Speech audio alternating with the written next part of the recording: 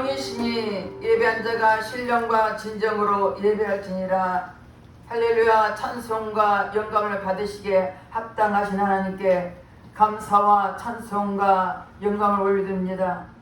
이들의 무더운 날씨 속에서도 우리를 지키시고 보호하셨다가 오늘도 복되고 거룩한 날 주님 앞에 나와서 예배드리오니 이 시간 성령이 기름 부어주시고 각 심령을 만져주시사 오늘도 예배를 온 몸과 마음과 정성을 다해 드리는 예배가 될수록 성령 하나님이 친히 인도하여 주시옵소서. 모든 예배를 주님 앞에 의탁드렸고 감사드리며 예수 이름 받들어 기도드렸습니다. 아멘. 다 같이 일어나셔서 35장 속죄하신 구세주를 찬양하겠습니다.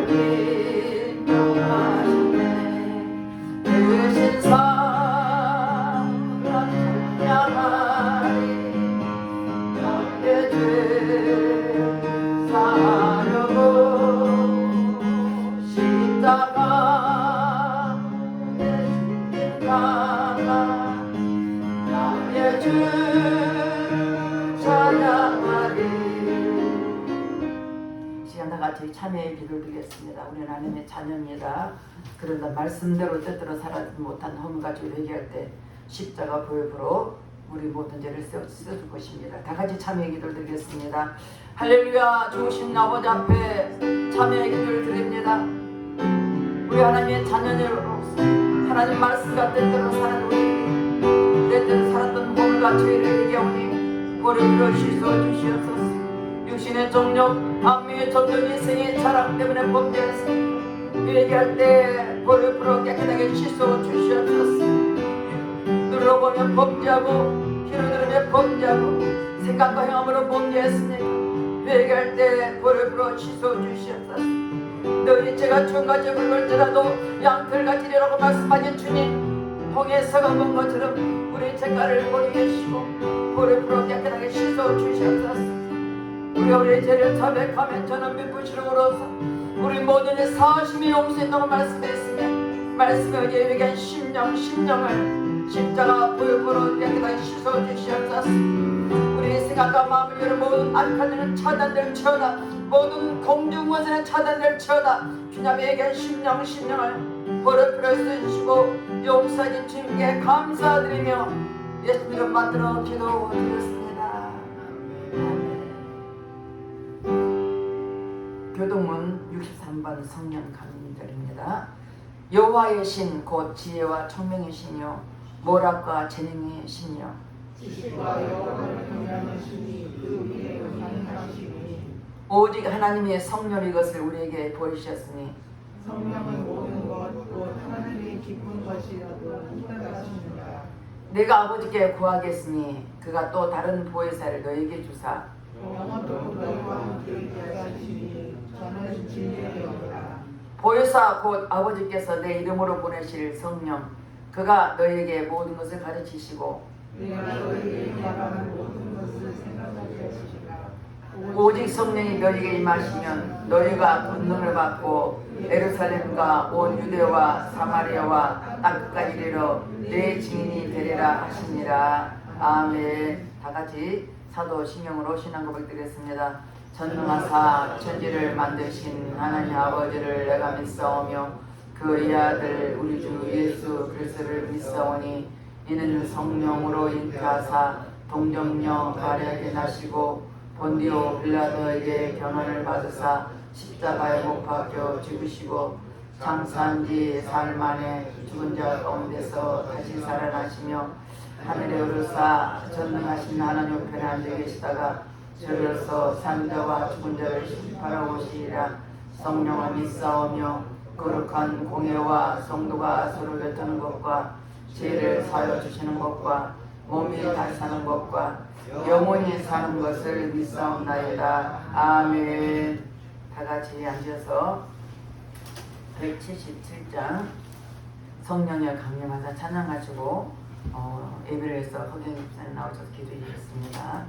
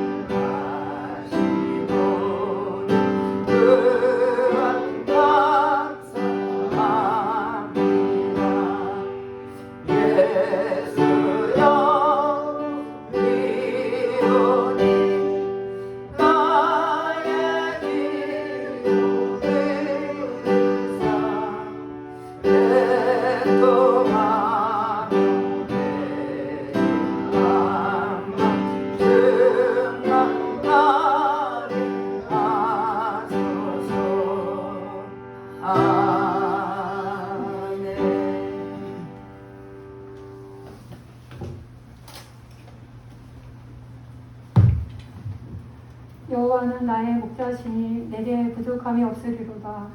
나의 목자가 되시는 여호와 하나님께 모든 영광과 존귀와 찬양을 올려드립니다.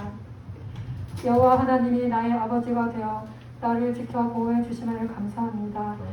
여호와 하나님 한 분만으로 만족하게 하심을 감사합니다. 한 주간 살아가면서 주님의 말씀에 귀 기울이지 않고 내 의지대로 살 때가 많았음을 회개합니다. 육신의 정욕과 안목의 정욕과 이생의 자랑으로 살았던 악한 허물들을 회개합니다. 이나라 이 민족을 주님의 손에 올려드립니다. 윤 대통령과 위종자들 위해 지혜와 명철과 총명함을 부어주셔서 공의와 정의가 실현되는 나라 되게 축복해 주시고 평등법이 국회에 통과되지 못하게 우리나라를 모든 악법에서 지켜 주옵소서.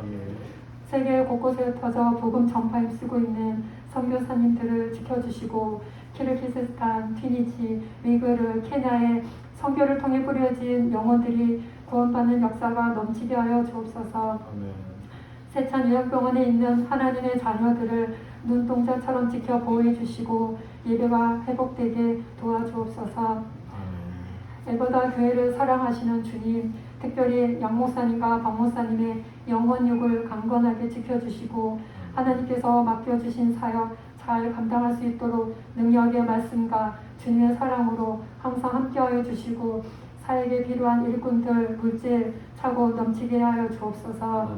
엘버다 찬양대가 주님의 사랑을 감사함으로 높여드리고 하나님을 기쁘시게 하는 찬양을 올려드리게 하옵소서. 단위에서 말씀을 전하시는 양 목사님 위에 성령님 강하게 역사해 주셔서 말씀을 듣는 성도들의 심령에 역사하여 주옵소서. 예배의 시종을 주님께 의탁드리며 사단 마귀의 틈타지 못하게 지켜주시고 우리의 생명 되신 예수 그리스도 이름으로 기도드립니다. 아멘.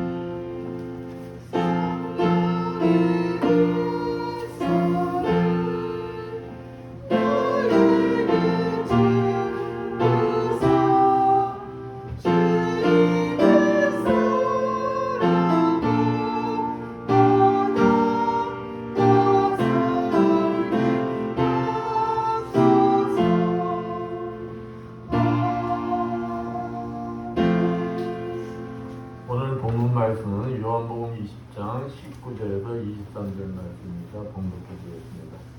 이날 곧 안식 후 첫날 저녁 때 제자들이 유대인들을 두려워 모인 곳의 문들을 닫았더니 예수께서 오사 가운데 서서 이르시되 너에게 평강이 있을지어다.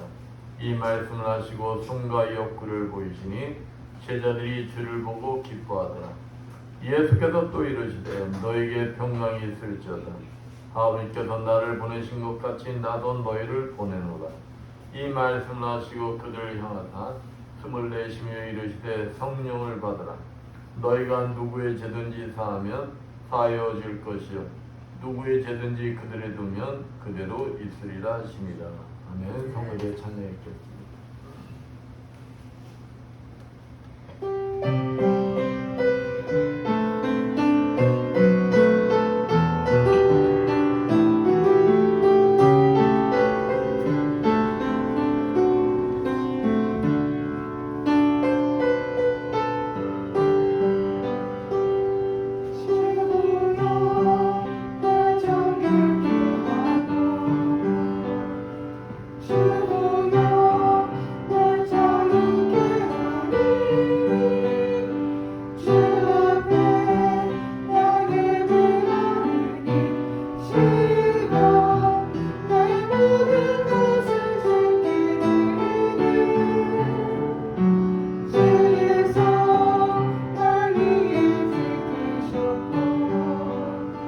주의 말을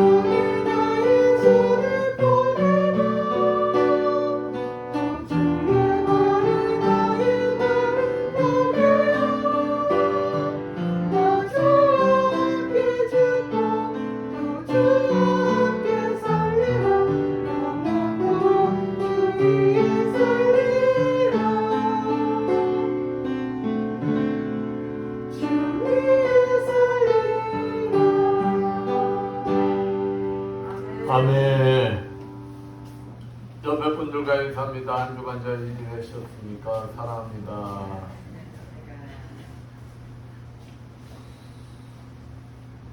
오늘은 여러분들이 잘 아는 성령 충만에 대해서 은혜를 나누려고 합니다. 여러분들도 성령 충만이라는 이 얘기는 많이 들었을 거예요. 성령 충만이 좋은 것이라는 얘기도 많이 들었을 것입니다. 그렇다면 여러분은 성령 충만함을 받기를 원하십니까?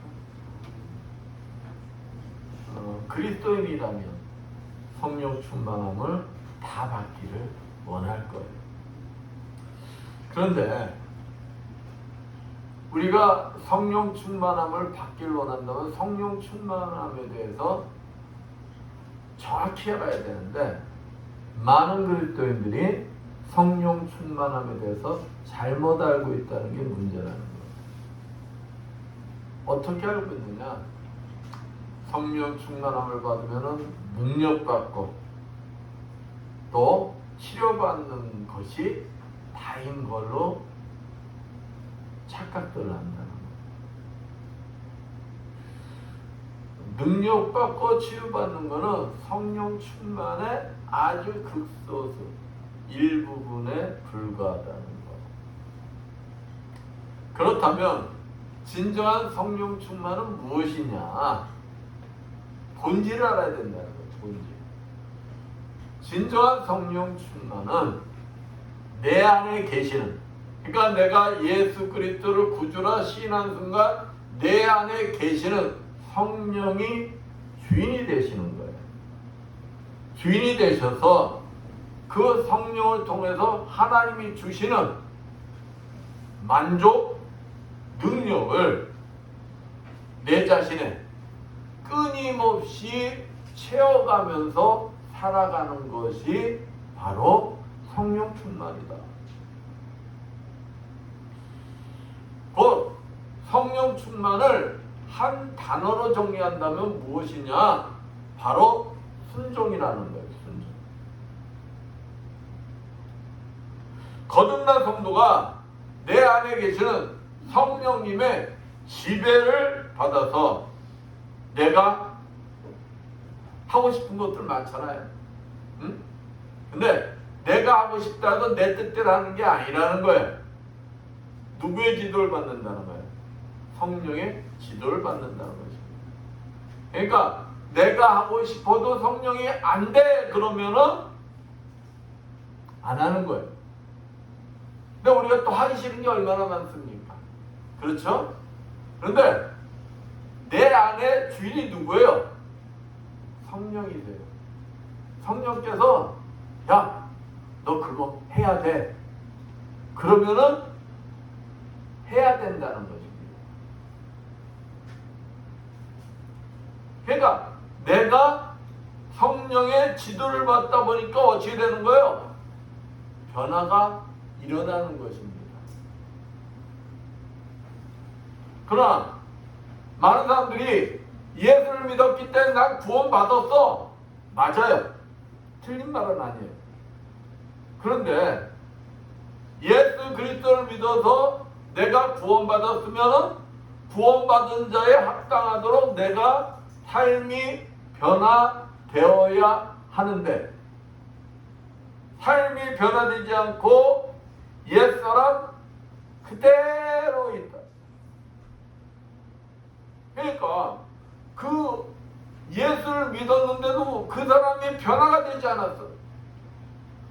그러니까 주님은 우리에 보고 세상에 나가서 빛과 소금의 역할을 감당해라 했는데 내가 예수를 믿고 구원받았는데도 삶이 변화되지 않으니 세상에서 빛과 소금의 역할을 감당할 수가 있는 거예요? 없는 거예요?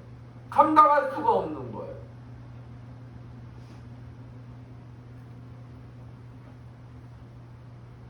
이것은 반대로 얘기하면은 내가 곧 성령 충만함을 받지 못하였다는 것을 뭐 하는 거예요? 증거하고 있는 거예요. 증거.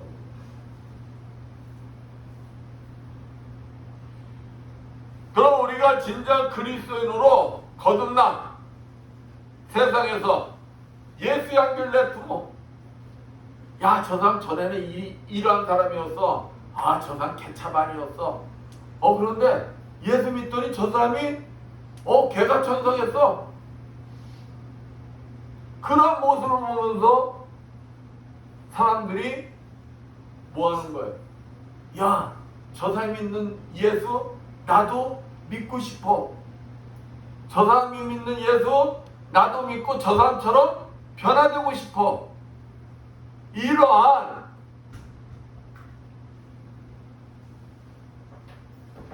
삶을, 빛과 소금의 역할을 감당하는 자가 돼요. 그러기 위해서 우리는 뭘 받아야 한다? 성령 충만함을 받아야 한다. 성령 충만함을 받는 자만이 신앙이 성숙되어서 어떤 문제 속에서도 요동하지 않고 평강을 누리며 주님 말씀에 노할 수가 있다는 거예요. 순종할 수가 있기 때문이라는 것입니다. 내 안에 계시는 성령님과 끊임없는 교제로 성령 충만을 받고 승리의 삶을 살아가시는 여러분들 되시기를 축원드리겠습니다. 오늘 본문은 부활하신 주님, 그 주님의 시체가 사라져서 그냥 사건이 터진 거예요. 그러면 제자들은 부활의 주님이 말씀대로 살아나셨구나 하고 기뻐해야 하는데 이 제자들은 지금 어떠하고 있습니까? 불안해. 그냥 문을 꼭 잠그고 두려워 떨고 있어요. 이런 두려움에 떨고 있는 제자들을 주님이 찾아서 처음에 하신 말씀이 평강하라 말씀하십니다. 그리고 주님이 승천하신 후 이 땅에 남아 주님을 대신해서 복음 사역을 감당할 제자들에게 성령 충만함을 받으라 하고 말씀하고 있어요. 그러니까 여러분도 지금 주님을 대신해서 이 땅에서 뭘 전해야 하는 사람들이에요? 복음을 전해야 할 사람들이에요. 그러니까 여러분들 또한 뭘 받아야 하는 거예요? 성령 충만함을 받아야 하는 것입니다. 오늘 본문 말씀을 통하여서 우리 그리스도인들이 성령 충만함을 받아야 할 이유, 또 방법, 목적에 대해서 알아보면서 함께 은혜를 나누고자 합니다. 먼저 왜 우리 그리스도인은 성령 충만함을 받아야 하는 것일까? 왜일까요? 그 이유는 간단합니다. 본문 22절 말씀에 답이 있습니다. 22절 말씀 보면은 이 말씀을 하시고 저를 향하여 숨을 내쉬며 가라사대 성령을 받으라. 명령의 명령. 누구의 명령입니까? 주님의 명령이에요. 우리는 그리스도인들이죠. 우리는 주님을 닮아가기를 원하는 자들입니다. 그러면은 우리는 그리스도에게 속한 자들, 그러면은 주님 말씀에 순종해야 하는 자들. 또 사도행전 1장 4절에 주님이 뭐라고 하셨느냐? 아버지의 약속이 임하기 전에 예루살렘을 떠나지 말고 기다려라. 분명히 말씀하고 있어요. 그것은 성령이 임하여 뭘 받고? 권능을 받아야지 주님이 맡긴 사역을 감당할 수가 있기 때문입니다. 우리가 무슨 일을 하려고 해도 준비가 되어야 일을 하는 거 아니에요? 어떤 일을 할 때도 항상 그 일을 하기 위해서는 준비 과정이 있어요. 준비가 안 된 상태에서 일을 하는 것은 그 일을 성공할까요? 실패할까요? 실패할 수밖에 없는 거예요. 예수님도 마태복음 3장 16절 말씀처럼 성령 충만함을 받으시고 공생애를 시작하셨어요. 그냥 하나님 아들이라고 해서 그냥 일을 시작한 게 아니다 이 말이에요. 예수님도 뭘 받으시고 성령 충만함을 받으시고 하나님의 사역을 시작했다. 그럼 우리 그리스도인들도 주님이 맡기신 사역을 감당하기 위해서는 반드시 뭘 받아야 한다는 거예요? 성령 충만함을 받아야 한다는 것입니다. 예수님의 제자들 한번 볼까요? 예수님 제자들 예수님으로부터 몇 년간 교육을 받았어요? 3년 6개월. 3년 6개월 동안 예수님으로부터 직접적으로 교육을 받았어요. 말씀을 들었고 또 이적과 기적을 보았고 또 권세를 받고 전도여행 나갈 때 권세를 받고 나가고 막 그들이 체험을 했어요. 뭔 체험을 했습니까? 자기들이 예수 그리스도인을 선포하니까 귀신이 나가고 병자가 치유되고 막 이러한 체험을 했어요. 그래서 전도여행 갔다 와서 주님 앞에서 막 자랑하잖아요. 아이고 주님, 우리가 예수 그리스도 이름으로 선포하니까 귀신이 나가고 병자가 치유되고 놀라운 일들이 일어났습니다. 그러나 제자들은 성령 충만함을 받았을까요? 안 받았을까요? 그때까지는 성령 충만함을 받지를 않았어요. 그러니까 그러한 일들을 체험하면서까지도 그들의 입술로 주는 살아계신 하나님의 아들입니다라는 고백까지 하면서도 그들은 어디에 머물러 있는 믿음이었어요? 머리. 여러분들의 믿음이 머리에 머물러 있는 자들이 안 되시기를 축원드리겠습니다. 그 믿음이 어디까지 내려와야 되는 거예요? 가슴까지 내려올 때 그 믿음이 생명이 될 수가 있는 거예요. 요한복음 14장에서 16장 보면은 이제 예수님이 마지막 만찬 중 고별 설교가 계속 나와요. 그게 요한복음 14장에서 16장에 걸쳐서 말씀이 나오는 거예요. 그 속에서 주님께서는 뭘 가르쳐 주셨느냐? 너희들이 복음 사역을 감당할 제자들에게 진리를 가르치고 유익을 줄 진리의 영 보혜사 성령이 오실 것을 가르쳐 주었어요. 그런데 제자들은 주님의 말씀을 이해를 했어요? 이해를 하지 못했어요? 이해를 하지 못했어요. 이해를 하지 못하니까 이들의 가슴에 와닿는 말은 어떤 말만 와닿느냐? 예수님이 십자가에서 뭐 한다는 말만 와닿는 거예요. 죽을 것이다. 그러니까 예수님은 내가 십자가에 죽지만 사흘 만에 부활할 것이고 내가 가야지 너희들에게 진리의 영, 보혜사 영이 너희들에게 올 것이다. 너에게 유익이다라는 말까지 하셨어요.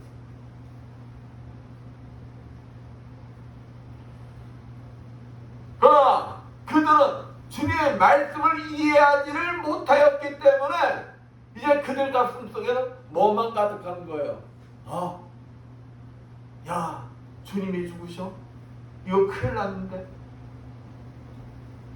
주님을 따르는 우리까지도 이거 잘못하면은 뭐하겠다? 핍박이 오고 잘못하면은 우리 또한 죽게 생겼네. 그러니 두려움에 가득 잡힐 수밖에 없는 거예요. 결국 베드로를 비롯한 제자들은 십자가에 죽으시는 주님의 모습에 실망해서 어찌합니까? 잡혀가시는 주님을 버리고 다 어찌했어요? 다 도망가 버렸어요. 주랭랑을 쳤어요. 베드로는 어떻게 합니까? 한낱 계집종의 말 한마디에 주님을 3번 부인합니다. 3번 부인하다가 마지막에 뭐까지 해요? 저주까지 합니다. 가룟 유다는 무슨 죄를 저질렀습니까? 주님을 은 30냥에 팔아버렸어요. 본문 19절 말씀 봅니다. 이날 곧 안식구 전날 저녁 때 제자들이 유대인들을 두려워하여 모인 곳에 문들을 닫았더니, 주님은 제자들에게 이미 말씀하셨어요. 야, 내가 십자가에 죽고 사흘 만에 부활할 거야. 그리고 너희들보다 내가 먼저 갈릴리에 가서 너희를 뭐 할 거야? 기다릴 거야. 이미 말씀하셨어요. 그러면은 예수님을, 부활하신 주님을 만났다는 막달라 마리아의 전함을 들었거나 또 엠마오로 가던 두 제자의 말을 들었으면 그들은 기뻐해야 할까요? 두려워해야 할까요? 기뻐해야 되는 거예요. 주님이 말씀대로 살아나셨구나. 야, 우리 주님 살아나셨어. 찬송 중에도 살아나셨네, 살아나셨네 찬송. 그러니까 기뻐해야 되는 거예요. 근데 그들은 문을 꼭꼭 잠그고, 야, 주님 시체 사라졌다. 그 시체 훔쳐간 범인을 우리가 물릴 거야. 그러니까 우리 또한, 야, 이거 죽게 생겼네. 두려울까 문을 꼭꼭 잠그고 두려움을 떨고 있어요. 그것뿐만이 아닙니다. 본문 20절 말씀처럼 이 말씀을 하시고 손과 욕구를 보이시니 제자들이 주를 보고 기뻐하더라. 주님의 상처 흔적을 보고, 우리 주님 살아나셨어 하고 기뻐했다는 거예요. 그런데 그들이 마태복음 28장 17절 말씀에 보면은 부활 승천을 앞두고도 의심하는 자들이 있었다고 성경은 말씀하고 있습니다. 예수를 배웠고 경배하나 아직도 뭐하는 사람들이 있더라? 의심하는 사람들이 있다. 그러니까 부활하신 주님을 만났는데도 의심하는 사람들이 있다는 거예요. 여러분 부활한 주님을 한번 딱 만나면 그 믿음 안 변할 것 같아요? 변할 것 같아요? 장담 못해요. 장담 못해요. 그렇다면 왜 그랬을까요? 베드로를 비롯한 모든 제자들은 성경 요한복음 7장 38절 39절 말씀 보면은 그들은 아직 뭘 받지 않았더라? 성령을 받지 않았더라. 그러니까 그들의 심령에 예수 그리스도가 나의 구원주입니다 고백을 해서 성령이 그들의 내면에 임재하고 계시지만 그 성령께서 그들의 주인이 되어 계시지가 않았다는 거예요. 누가 주인인 거예요? 내가 주인인 거예요. 내가 주인이다 보니까 그들이 육신의 생각과 성령의 주시는 생각과 하나가 될까요? 안 될까요? 안 되는 거예요. 부닥치는 거예요. 근데 누구의 말을 따르는 거예요? 내가 주인이다 보니까 내 육신의 생각을 따르는 거예요. 성령의 주신 말씀을 배격하는 거예요. 그러니까 성령이 주인이 되시지 않고 사랑방 손님으로 나가 계시는 거예요. 왜? 성령 충만함을 받지 않았기 때문에. 거듭나지 못하고 육신적인 생각으로 가득해서 그들이 세상적인 거 붙잡고 있는 게 너무나 많기 때문에 주님이 왕이 되면 예루살렘에 들어가시면 왕이 돼서 내가 좌의정 우의정 한 자리 해먹어야 되는데 아니 주님이 죽으시네. 그러면 내가 주님 쫓은 목적이 어찌 되는 거야? 사라지는 거야. 그러니까 내가 육신적 생각으로 가득 차 있으니까 내가 붙들고 있는 것들이 너무 많으니까 그것을 잃을까봐 뭐 하는 거예요? 두려운 거예요. 두려움. 이러한 믿음이 연약한 모습으로 미움과 핍박이 넘쳐나는 험난한 이 땅에서 복음의 사역을 감당할 수 있을까요? 천만에 못합니다. 그러니 주님께서 부활의 소식을 듣고도 제자들은 어떻게 했던 거야? 믿지 못하는 거야. 불에 떨고 있는 거야. 이러한 모습을 주님이 보실 때 얼마나 답답하시겠어요? 여러분, 주님이 이 땅에 오신 목적은 여러분들이 다 뭐 하기를 원해서 오신 거예요? 주님이 처음에 부활하셔서 제자들에게 나타나서 처음 한 말이 뭐예요? 평강하라, 평강. 여러분들 모두가 평강하기를 원하시는 분이세요.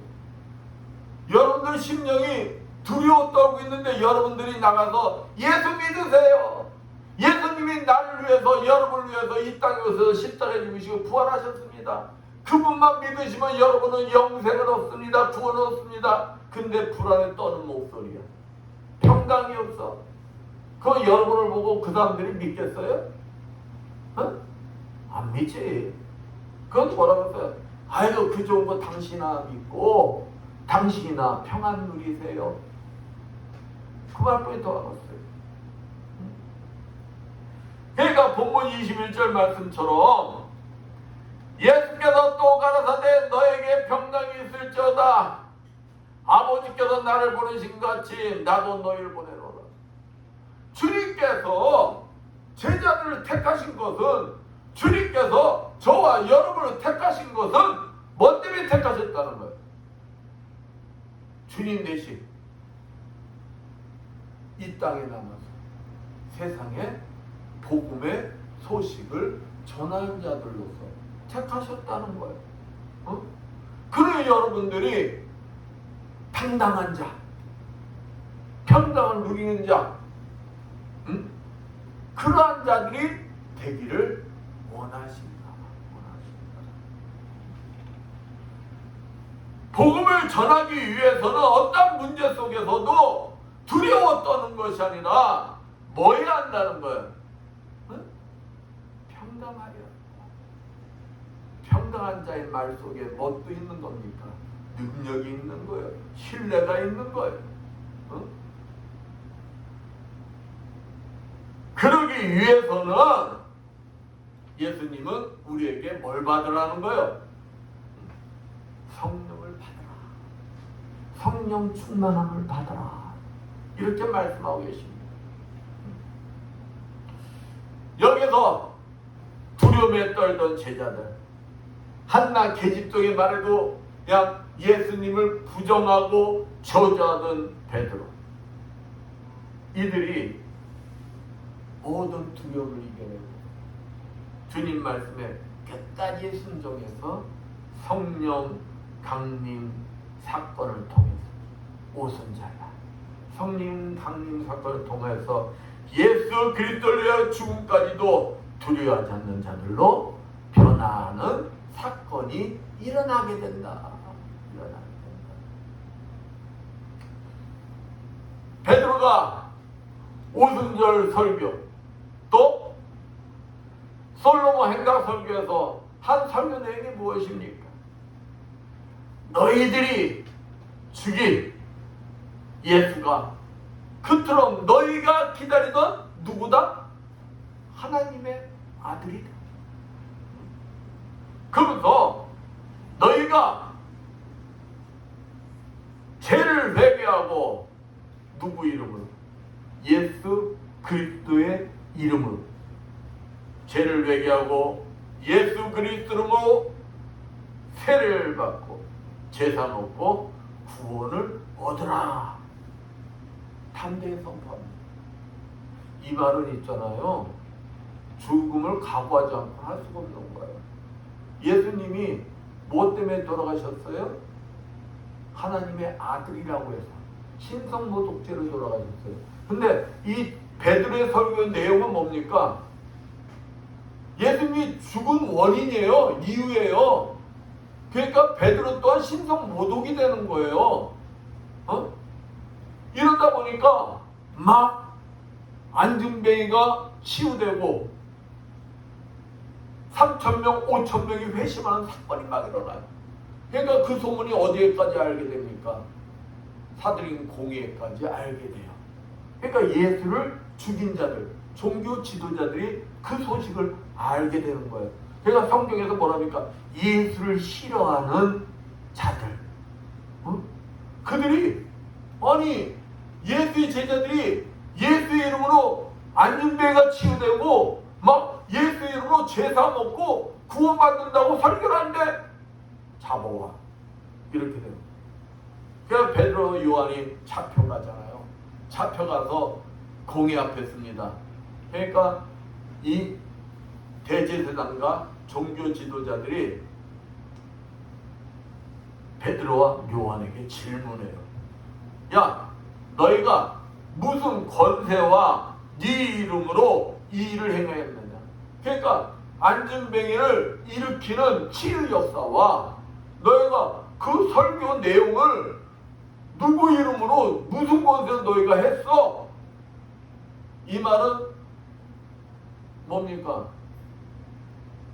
너 죽을래 살래 이 말은 똑같은 거예요. 근데 베드로가 뭐랍니까? 예수 그리스도인. 그러니까 내가 병자 치유하고 내가 한 게 아니야. 예수 그리스도이고 내가 선포만 했는데 치유가 된 것이고, 너의 십자가에 못 박고 하나님이 죽은 자 가운데서 살리신 예수 그리스도 이름으로 이 사람이 건강하게 되어 너희 앞에 섰느니라. 야, 얼마나 담대한 말입니까? 이 말은 죽을 각오를 했다는 거예요. 예수님을 신성모독죄로 죽인 사람들이 앞에 다 있어요. 그들 앞에서 얘기를 한 거예요. 그들 앞에서. 그들이 베드로와 요한을 협박합니다. 너 다시 이런 말 하지 마. 예수 그리스도 입에도 올리지 마. 그렇지 않으면 너희들 죽여. 그런데 베드로와 요한이 뭐라고 합니까? 아유, 우리는 그렇게 못해요. 우리는 끝까지 말할 겁니다. 복음 전할 겁니다. 아니 어떻게 이렇게 사람이 변하게 된 거예요? 왜일까요? 한낱 개종이만 해도 겁을 내던 이 베드로가 지금 그래 예수님 너희가 죽였지? 나도 한번 죽여봐. 이렇게 얘기하는 거예요. 죽음을 두려워하지 않는 자가 제일 무서운 거예요. 어떻게 이렇게 약 360도가 획 달라졌냐 이 말이에요. 딱 하나 얘기해요. 성령 충만함을 받았기 때문이다. 성령 충만함. 본문 23절 말씀 봅니다. 이 말씀을 하시고 저를 향하사 너희가 네 죄든지 사하면 사하여질 것이요 네 죄든지 그대로 두면 그대로 있으리라 하시니라. 성령 충만을 받아 복음의 증인이 될 때 그 입술에 권능이 만나요. 그러니까 3,000명, 5,000명이 막 회심하잖아. 여러분들이 성령 충만을 받아서 베드로 요한만 그러는 게 아니에요. 여러분 또한 성령 충만 받아서 여러분의 복음을 선포하면은 여러분의 입술에도 뭐가 나간다는 거예요? 권능이 나간다는 거예요. 여러분이 선포된 그 말씀에 사람들이 회개하고 하나님 품으로 돌아온다는 거예요. 근데 더 놀라운 것은 여러분이 선포하잖아요. 여러분이 복음을 선포하면은 성령 충만 받아 여러분이 복음을 선포하면 그 복음을 받아들인 자를 회개하잖아요. 그러면 어떤 일이 벌어진다는 거예요? 하나님이 네 죄든지 죄를 사하여 준다는 거예요. 여러분이 복음을 선포만 하면 그 복음을 받아들이는 자, 어떤 자든지 간에 그들의 있는 모든 죄를 뭐 해주신다는 거예요? 다 용서해 주신다는 거예요. 그런데 그 복음을 받아들이지 않는 자는 죄사함이 없다는 것입니다. 얼마나 놀라운 일이에요. 얼마나 놀라운 일이에요. 여러분 이토록 하나님이 그냥 엄청난 축복을 예비해 놓으셨다. 그 예비해 놓은 축복을 누구 걸로 만들라는 거예요? 내 걸로 만들라는 거예요. 내 걸로. 내 걸로 만들기 위해서 여러분은 뭘 받아야 한다는 거예요? 성령 충만함을 받으시기를 축원드리겠습니다. 성령 충만함을 받는 자, 그러한 자의 인생을 누가 책임지시느냐? 하나님이 책임지신다. 여러분이 성령 충만함을 받을 때 여러분들이 세상과 구별된 삶을 살 수가 있고, 여러분이 서 있는 장소에서 빛과 소금의 역할을 감당할 수가 있다는 것입니다. 나 예수 믿어요. 이 말을 내가 하지 않아도 여러분의 그 삶을 보고 세상 사람들이 뭐 한다는 거예요? 안다는 거예요. 여러분들이 구별된 삶을 살라고 하지 않아도 세상 사람들이 이미 안다는 것입니다.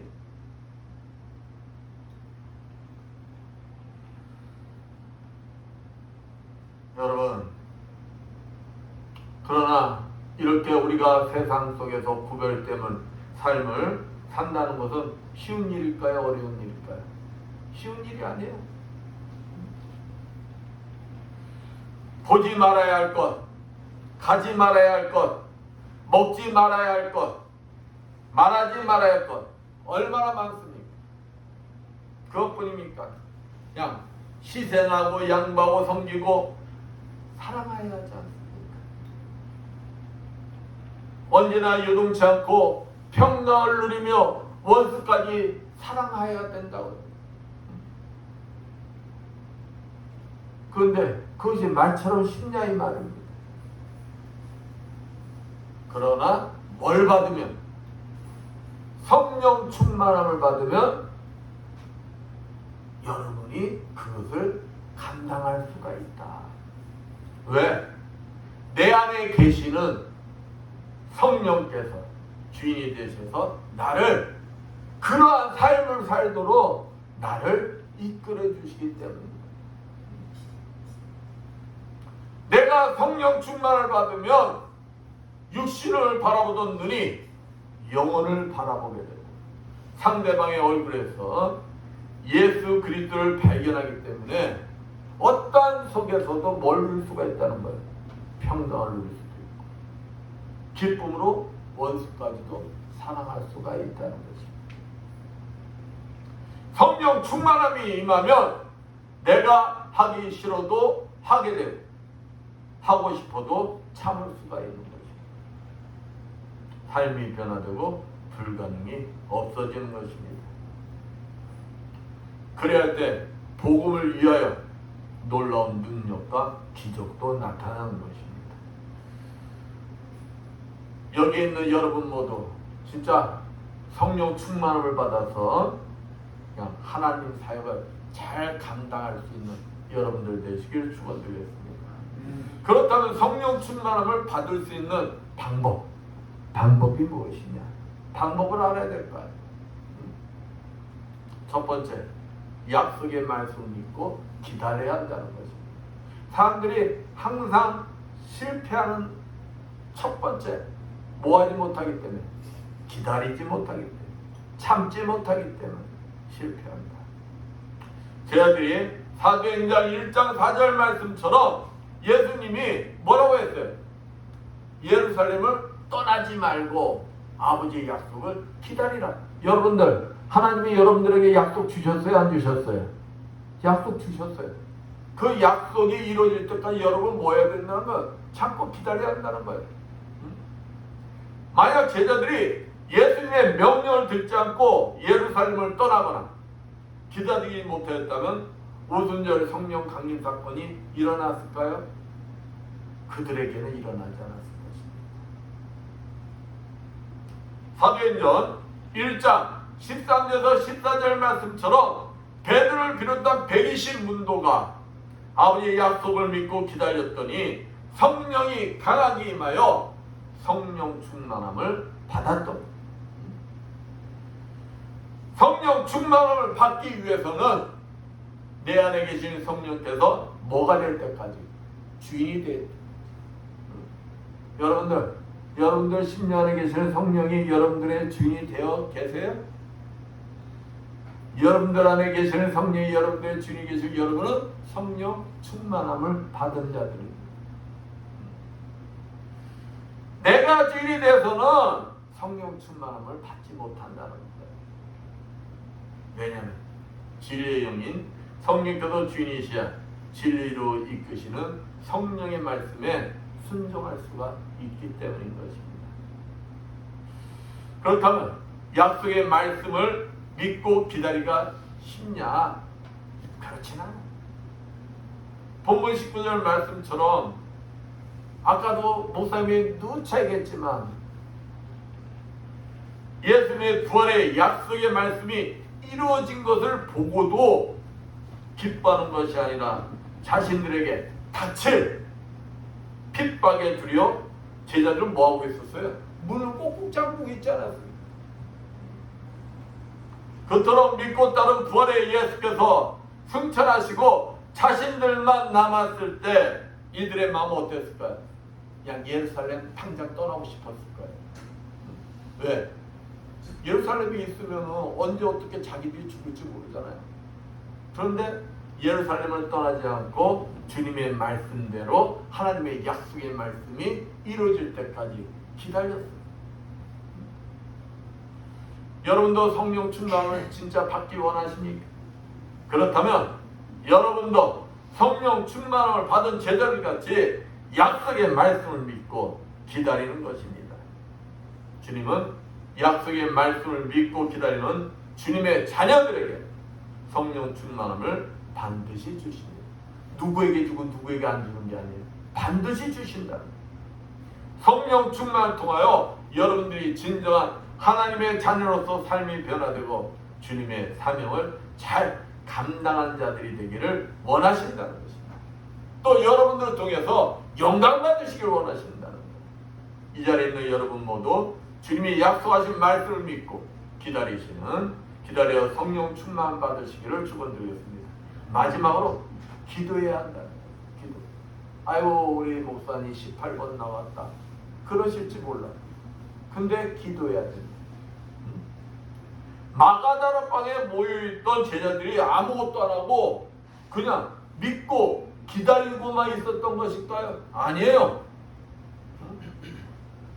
사도행전 1장 13절 14절 말씀처럼 그들은 합심하여 열심히 기도했던 것입니다. 그렇습니다. 우리는 온전한 자가 아니기에 예배 처소에 모여 합심하여 뭐 할 때? 기도할 때 온전한 자가 되어 서로 협력하여 기다릴 수도 능력이 배가가 되는 것입니다. 아유 목사님 힘들어서 나 혼자서 이렇게 할게요. 아니라는 거야. 아니라는 거예요. 어? 왜? 혼자서는요 하다 보면 할지 안 할지 다 하게 돼. 할지 안 할지. 어? 근데 온전한 기도가 되기 위해서는 서로 협력해서 합심할 때 뭐가 된다는 거야? 온전한 기도가 된다는 거야. 제자들이 협력하여 기도할 때 그들 모두에게 뭐가 임했습니까? 만국 방언이 임했어요. 만국 방언. 이는 복음 전파를 위하여서 주를 구주로 영접한 자에게 성령 충만한 은혜가 임할 것을 단초로 보여주고 있는 예표인 것입니다. 기도는 하나님과 뭐하는 거라고 그랬어요? 교제하는 것이다. 하나님과 뜨겁게 기도할 때 내 안에 성령께서 감동받으시어 그냥 사도행전 2장 2절 3절 말씀처럼 강하게 불같이 바람처럼 여러 방법으로 은혜를 쏟아부어 주시며 임하시는 것입니다. 이것이 바로 성령 충만인 것입니다. 그래야 할 때 사도행전 2장 4절 말씀처럼 내용적으로 일어나는 현상인 방언이 나고 기적이 나는 거예요. 어느 교회에 열심히 나오던 나이 많은 집사님이 있었어요. 근데 며칠 지나도 교회에 나오시질 않은 거예요. 목사님이 염려돼서 담임 목사님이 그 집사님을 찾아가 봤어요. 그러니까 그 집사님이 풍이 왔어. 풍이 와서 한쪽 입이 이렇게 한쪽 얼굴면이 획 돌아간 거예요. 그래서 목사님이 깜짝 놀라가지고 아이고 집사님 빨리 병원 가십시오. 빨리 병원 가십시오. 그러니까 이 양반이 뭐라 할까요? 아유 돈 아까워서 나 병원 못 가요. 막 가라고 해도 이분이 안 가시는 거야. 그래서 어쩔 수 없이 집에서 일주일 작정 기도를 하기로 했어요. 그럼 목사님 내 가서 예배를 드려야 됩니다. 3일째 되던 날 이분이 기도 중에 막 울음이 터지고 방언이 임한 거예요. 응? 거기서 회개가 일어나. 그러면서 또 이 양반이 이 고백을 합니다. 60년을 교회를 다녔는데 이러한 은혜는 처음이라는 거예요. 60년을 다녔는데.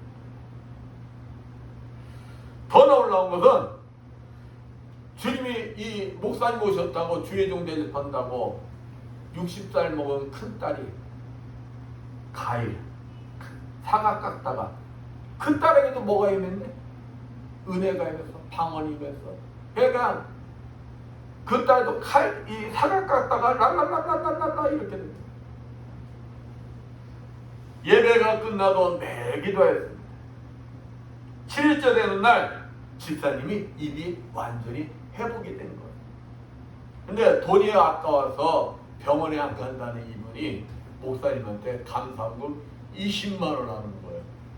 그러니까 이 목사님이 가 보니까 20만 원은 이 양반 한 달 생활비거든.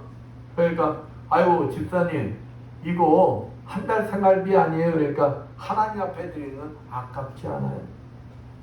왜일까요? 성령 충만함을 받으니까. 성령 충만 받기 전에는 아까워서 11조도 못하던 분이에요. 그런 분이 성령 충만 받고 나서 아깝지가 않다는 겁니다. 변한 것입니다. 그래서 성령 충만 받아야 한다는 것입니다.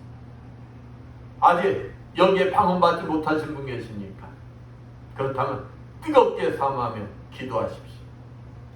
성령께서 뜨겁게 사모한 자에게 반드시 찾아오십니다. 그리고 무조건적인 선물을 주십니다. 뜨겁게 사모하며 기도하는 모든 자들에게 이 나이 많은 집사님처럼 방언의 선물을 주십니다.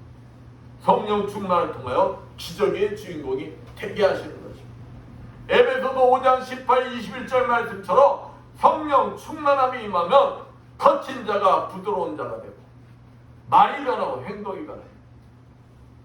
절로 찬양이 나오고 기쁨과 감사가 샘솟고 얼굴이 변하고 광채가 납니다. 사랑이 넘치고 치유가 일어나며 삶이 변화되는 것입니다.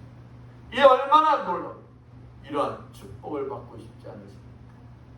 그래서 목사님이 여러분에게 지겹도록 하나님의 약속의 말씀을 믿고 기도하며 합심하여 기도하는 이유가 바로 여기에 있다는 것입니다. 그렇습니다. 하나님의 약속의 말씀을 믿고 합심하여 기도할 때 고린도전서 12장 13절 말씀처럼 하나님 자녀들에게 주어진 특권으로 여러분에게 반드시 뭐가 임한다? 성령 충만함이 임하는 놀라운 기적이 일어난다는 것입니다. 이 사실을 믿고 소망과 희망을 가지시고 기도하시는 여러분들 되시길 축원드리겠습니다. 그런데 우리가 오해를 하면 안 돼요. 성령 충만을 받으면 은사 받고 기적이 일어나고 이게 목적이 아니다는 거예요.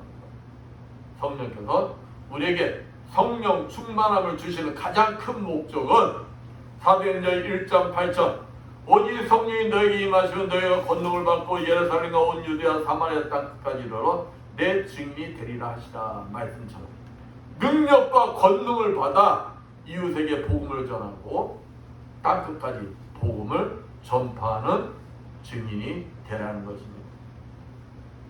본문 21절 말씀처럼 성령 충만을 받아 지금까지 내가 주인이었다면 이제는 성령님이 내 안에 주인이 되셔서 성령님의 지도인도하심에 순종하여 내가 서 있는 것에서 변화된 삶을 통하여 예수의 향기를 내뿜으며 하나님 나라 확장하여 땅끝까지 복음을 전하고 선교하는 증인이 되라는 것입니다.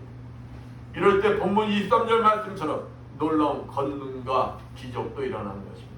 자연스럽게 치유도 일어나는 것입니다.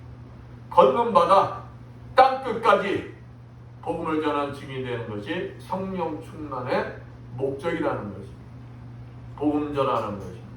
그것이 내 영혼도 살리고 다른 영혼도 살리며 요한복음 21장 31절 말씀처럼 영생의 축복을 누리게 되기 때문인 것입니다.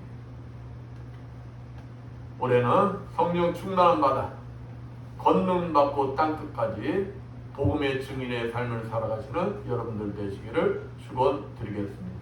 아멘. 기도합니다.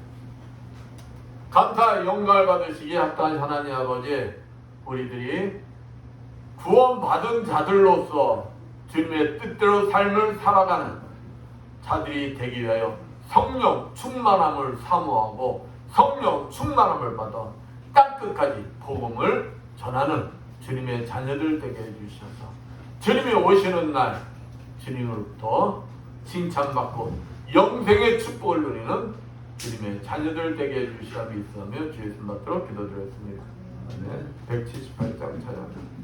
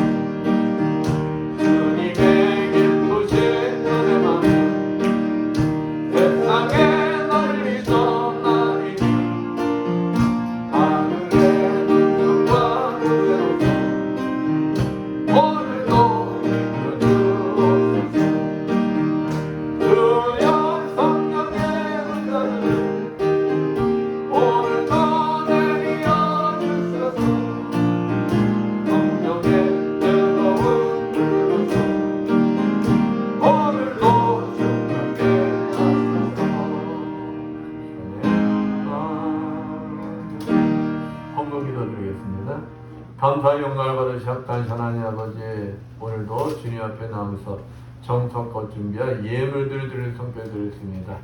아버지, 하나님 은혜가 감사해서 감사 예물들을 성교드렸습니다. 30배, 60배, 100배로 갚아주셨고 감사의 조건들이 넘쳐나게 하여 주셨어서 주정부를 드릴 성교드렸습니다. 오병이의 기적이 일어나게 해주셔서 부족함이 없이 항상 차고 넘치는 축복이 임하게 하여 주시옵소서. 아버지 보이지 않는 곳에서 이 모양 저 모양으로 아버지 앞에 충성봉상 섬겨드렸습니다. 아버지 찬양함으로 차량 운행함으로 예배 분양으로 청소함으로 주님 앞에 봉사한 주님의 자녀들 건강의 복을 허락하여 주셔 더욱더 주님 앞에 아름답게 쓰임받는 주님의 자녀들 되게 하여 주시옵소서. 이 모든 것 축복하며 감사드리며 주의 손 받도록 기도드렸습니다.